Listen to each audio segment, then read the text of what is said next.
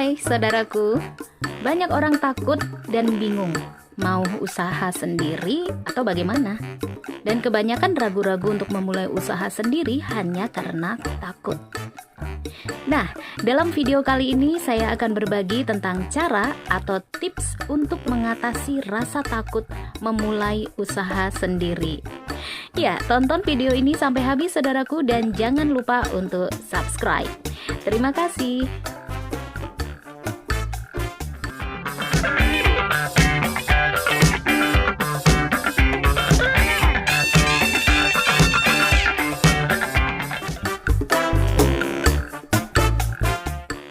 Saudaraku, akhir-akhir ini banyak tenaga kerja kehilangan pekerjaan.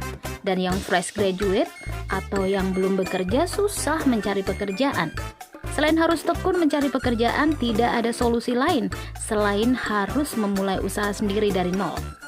Nah, memulai usaha sendiri dari nol memang memiliki resiko tersendiri.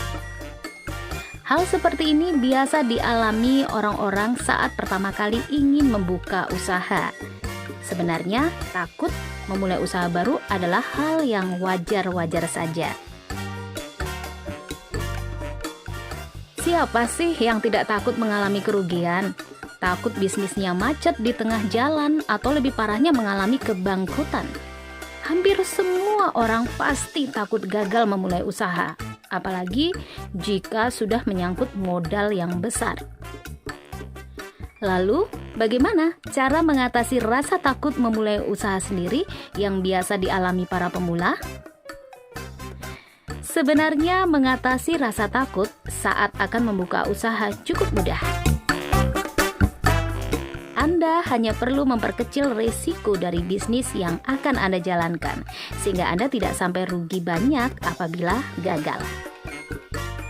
Ada beberapa alasan kenapa kita takut membuka usaha. Di antaranya adalah takut rugi, takut tidak laku, takut dicemooh orang, atau takut karena melanggar hukum. Baiklah saudaraku, kita akan membahas satu persatu tips atau cara mengatasi rasa takut memulai usaha sendiri dari nol yang bisa Anda coba mulai dari sekarang. Yang pertama, mengatasi takut rugi saat membuka usaha. Membuka usaha memang harus mengeluarkan modal pada umumnya. Namun ada juga usaha tanpa modal sepeser pun, seperti contohnya menjadi dropshipper atau agen properti. Biasanya orang yang takut rugi adalah orang yang mengeluarkan modal saat membuka usaha. Untuk mengatasinya, Anda harus punya batasan sendiri jika harus merugi. Berapa rupiah kerugian yang bisa Anda terima dengan lapang dada? Sebagai contoh, saudaraku, Anda memiliki modal 10 juta rupiah. Jika Anda hanya bisa menerima kerugian di bawah 2 juta, maka mulailah usaha yang resikonya hanya 2 juta rupiah saja. Jika Anda memiliki keahlian tertentu, Anda bisa membuka usaha hanya bermodal banner saja. Contohnya adalah pijat urat panggilan, jasa pembuatan skripsi, jasa potong rambut, usaha catering rumahan, dan lain-lain. Usaha berjenis jasa memiliki risiko kerugian yang kecil. Atau Anda juga bisa memulai usaha yang hanya bermodalkan 100.000 saja. Contohnya, Anda bisa membuka usaha kue rumahan dan menjualnya di sekolah-sekolah. Untuk meminimalkan kerugian, Anda bisa menghitungnya baik-baik sebelum memulai usaha tersebut. Yang kedua, mengatasi rasa takut tidak laku. Saudaraku, yang namanya usaha pasti ada waktu ramai dan sepinya. Apalagi jika Anda bergerak di bidang usaha dagang. Jadi Anda jangan takut berdagang hanya karena takut tidak laku. Anda akan baik-baik saja selama Anda memilih usaha yang tepat, dengan produk yang tepat, serta tempat usaha di lokasi yang strategis. Oh ya, satu lagi, Anda harus memiliki strategi pemasaran produk yang tepat. Jika Anda sudah bisa mengaplikasikan hal ini, maka Anda tidak perlu lagi merasa takut produk Anda tidak laku di pasaran. Lalu, bagaimana memilih usaha yang tepat? Yang harus Anda lakukan adalah memilih jenis usaha dengan modal paling kecil dan memiliki potensi untung yang besar. Anda bisa mencoba bisnis kuliner karena tingkat keuntungannya lumayan besar, yaitu 30%. Dan resikonya lumayan kecil selama Anda tidak menyewa tempat yang mahal. Usaha yang tepat adalah yang Anda kuasai pembuatannya. Misalkan Anda ahli membuat cemilan seperti keripik, mulailah jenis usaha makanan ringan saja. Apalagi jika cemilan yang Anda buat lebih enak dan harganya lebih terjangkau daripada merek lain, maka kemungkinan sukses akan lebih besar. Lalu, bagaimana cara memilih produk yang tepat? Seperti ini, carilah yang Anda kuasai pembuatannya, atau yang Anda kuasai soal seluk-beluknya. Jika Anda pernah bekerja sebagai pegawai toko sembako dan sudah tahu seluk-beluk usaha sembako, Anda bisa memulai usaha yang sama. Yang ketiga, memilih lokasi yang strategis. Dengan memilih lokasi usaha yang strategis, Anda mengurangi risiko kerugian yang bisa Anda alami. Pada dasarnya, saudaraku, usaha rugi karena tidak ada pembeli. Dengan memilih lokasi yang strategis, maka pembeli akan lebih mudah untuk mengetahui lokasi Anda dan menjangkaunya. Lokasi yang strategis tidak melulu tentang tempat yang bagus, mewah, dan mahal. Namun yang lebih penting adalah dekat dengan target konsumen Anda dan terlihat dengan jelas dari jalan. Jangan tertipu dengan harga sewa yang mahal. Anda harus benar-benar mensurvei lokasi tersebut sebelum menyewanya. Caranya adalah dengan melihat kepadatan penduduk di sekitar lokasi dan menganalisa kebutuhan mereka. Jika sudah cocok, maka Anda bisa menyewanya. Oleh sebab itu, saudaraku, kita perlu mempelajari analisis SWOT yang mengetahui segala hal dari bisnis Anda, mulai dari kekuatan, kekurangan, menganalisa peluang, dan ancaman untuk kelangsungan bisnis Anda. Seperti contohnya analisis SWOT untuk usaha laundry kiloan.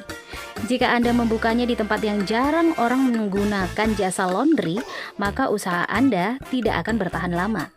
Berbeda halnya jika Anda membuka usaha tersebut di lingkungan seperti dekat kos atau kontrakan, dekat asrama atau pesantren, atau pinggir jalan raya yang ramai. Tentu kemungkinan mendapat banyak pelanggan akan lebih besar. Jika Anda tidak memiliki modal yang cukup, maka Anda bisa mencari tempat sewa yang murah atau yang gratis, seperti di depan toko yang tutup, di pinggir jalan, atau di trotoar yang penting strategis. Anda bisa mencontoh para pelaku usaha waralaba makanan dan minuman di mana mereka memanfaatkan keramaian minimarket untuk berjualan di depan tokonya. Dengan biaya sewa yang kecil, tapi omset yang mereka dapatkan sangat besar. Intinya, semakin terlihat usaha Anda, maka akan semakin banyak orang yang mengetahui. Makin banyak orang yang mengetahui, maka akan semakin banyak orang yang membeli. Jika Anda telah memiliki tempat yang strategis, maka tidak ada yang perlu ditakutkan lagi. Yang keempat, berkumpullah dengan orang yang sudah sukses. Sebuah pepatah mengatakan, kamu akan mirip seperti orang-orang di sekitarmu. Arti pepatah ini adalah jika kita berkumpul dengan orang-orang yang jahat, kita bisa menjadi jahat. Begitu juga jika kita berkumpul dengan orang-orang yang tidak takut memulai usaha, maka kita tidak akan takut untuk usaha juga. Apalagi jika Anda sering berdiskusi dengan mereka. Lalu, bagaimana cara mendapatkan teman seperti itu? Caranya adalah dengan mendatangi perkumpulan pengusaha dan carilah kenalan di sana. Salah satu tempat yang bisa Anda datangi adalah Kamar Dagang Indonesia atau Kadin di kota Anda, atau bergabung dalam komunitas usaha kecil binaan pemerintah kota atau pemerintah provinsi di mana Anda tinggal. Anda juga bisa masuk ke grup pengusaha via media sosial, atau juga bisa belajar secara tidak langsung dengan menggunakan buku atau menonton video YouTube. Saya pribadi sangat suka melihat video YouTube tentang motivasi hidup ataupun motivasi usaha. Yang kelima, buatlah perencanaan usaha yang matang. Saudaraku, apapun bisnis yang akan Anda jalankan, seberapa besar dan modal yang akan Anda keluarkan, sebaiknya buatlah rencana bisnis untuk usaha Anda.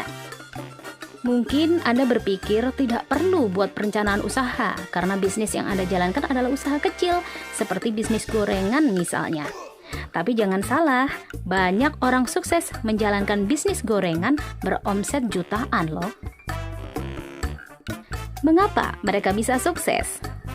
Karena mereka dari awal membuat perencanaan usaha yang matang, mulai dari konsep bisnis, perkiraan modal, dan kebutuhan belanja untuk usaha, memprediksi kebutuhan pasar, dan gimana cara pemasarannya. Jika Anda bisa membuat perencanaan bisnis yang benar, maka jangan takut memulai usaha, meskipun Anda menggunakan modal besar sekalipun.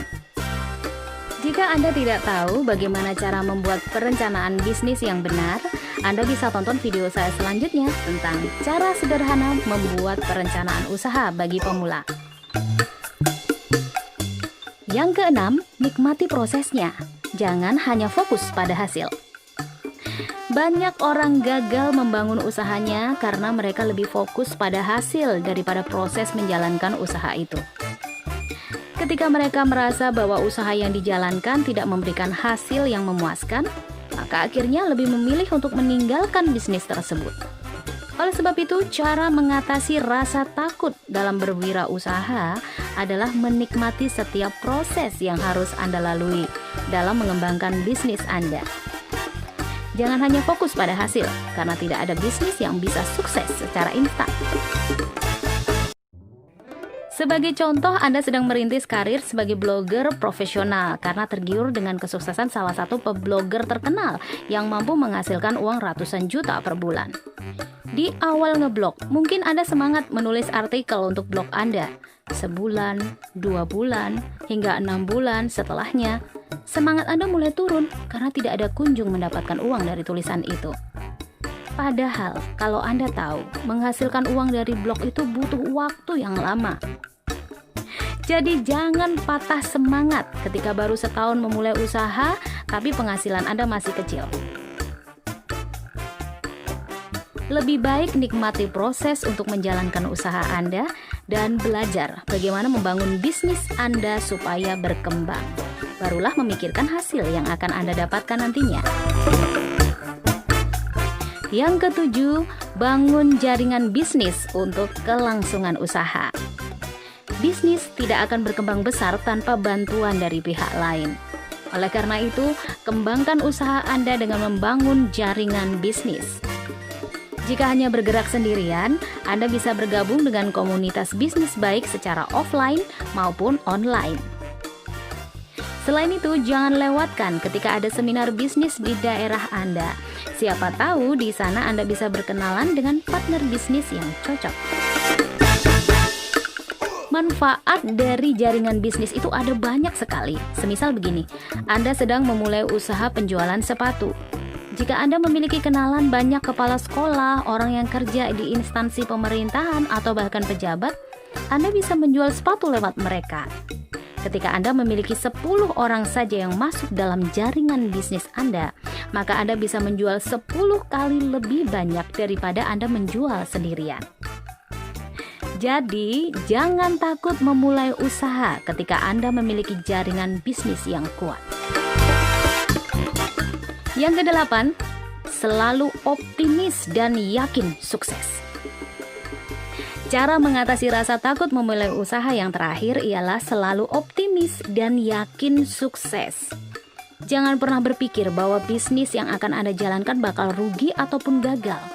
Karena ketika Anda sudah membuat perencanaan bisnis yang matang, memiliki jaringan bisnis yang kuat, dan mau terus belajar dari kegagalan, maka kemungkinan untuk sukses akan terbuka lebar.